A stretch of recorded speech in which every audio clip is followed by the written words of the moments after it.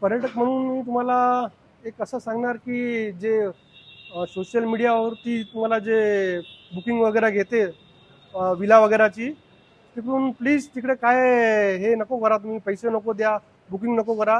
ते 100% फ्रॉड असते. तुम्हाला अगर बुकिंग करायची असले तर कुठल्याही एक लिगल वेबसाईटवरून करा, तर त्याच्यामध्ये तुम्हाला हे प्रॉब्लेम नाही होणार. बाकी हे तुम्ही कुठल्याही असा नंबरवरती करून करणार तर तुम्हाला फ्रॉड 100% होणार. आणि माझ्याबरोबर हे फ्रॉड झालेलं आहे, म्हणून तुम्हाला विनंती करतो मी की कधी बी असं ऑनलाईन बुकिंग नको करा आणि पैसे नको द्या. ह्याच्यामध्ये कसं आहे, आपल्या लोणावळ्याचं नाव खराब होते. आणि हे आपले लोणावळ्याचे लोक नाही करत, ते सर्व ऑनलाईनच करते, ते बाहेरचे लोक असते. म्हणून हे नको करा. हे मी मुंबईवरून आलो आहे, रेग्युलर येतो मी इकडे. मयूर भानुशाली.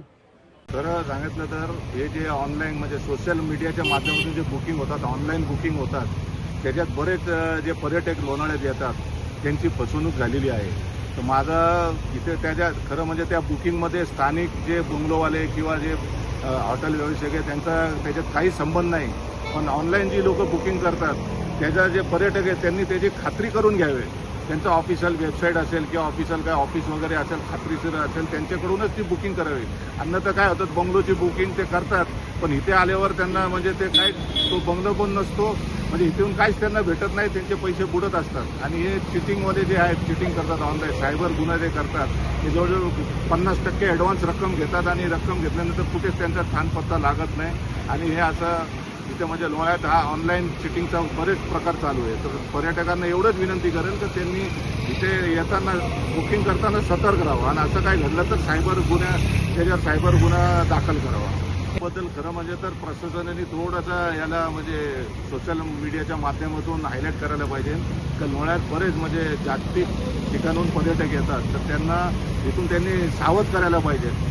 म्हणजे मेसेजेस वगैरे पोलिसाच्या माध्यमातून गेले पाहिजे का ऑनलाईन बुकिंग करताना सतर्क राहावं लोकांनी. लोणावळा हे पर्यटनाचं मोठं स्थळ आहे. पर्यटक इथे भरपूर प्रमाणात येतात.